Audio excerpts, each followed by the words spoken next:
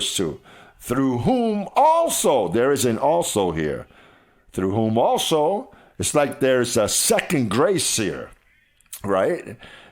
You have the first grace, which you're saved through, and then the second grace, where whom also we have access by faith into this grace in which we what? Stand.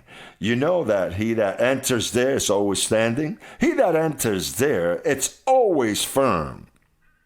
Oh, and he would never see himself lost. He that enters there, the three S's even are engraved in their ties. Save, always save, because you are firm. How you in firmness are going to think you can be lost. If you've entered that kingdom, by grace you've entered there to that pavilion. And you know what they call that pavilion?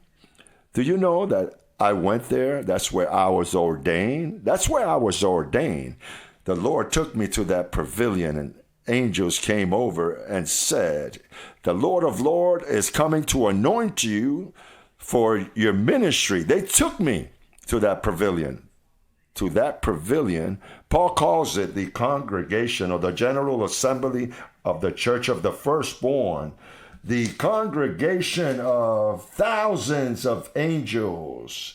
Praise God. When you enter there, your vocabulary has to change. You just can't pray any old way, because there your vocabulary has to be perfect. Errors are not allowed. You can have errors in your flesh, but there in your vocabulary and submission, no. The angels are in submission. Here, the angels are in submission. They've kept their dignity. No one steps over the other. No one thinks highly of the other, more highly than himself.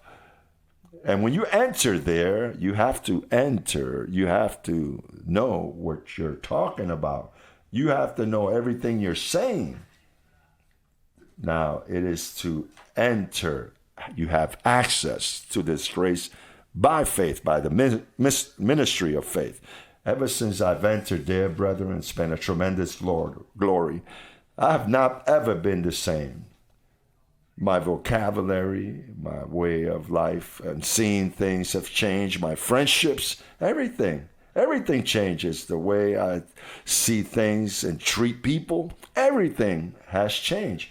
I don't dare speak evil, even when I'm alone, when no one is around, for the fear to the angelic service that's around about me. Well, that causes a reverence to the angels, so I need that in my vocabulary.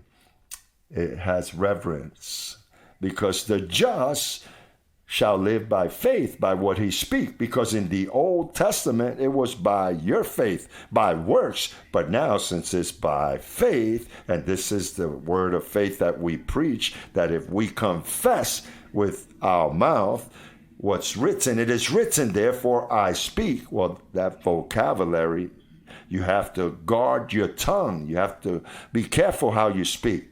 The psalmist suspected this, and he says, put a guard in my mouth. He suspected it. He wasn't sure, but he suspected it. Now notice that this is a place once you enter into, while you're out in the patio, you can be in disobedience. You can look for your own gain, drifting, 1,000 mistakes. You could be there in the patio doing that. It's all right. But once you enter here, there are requirements.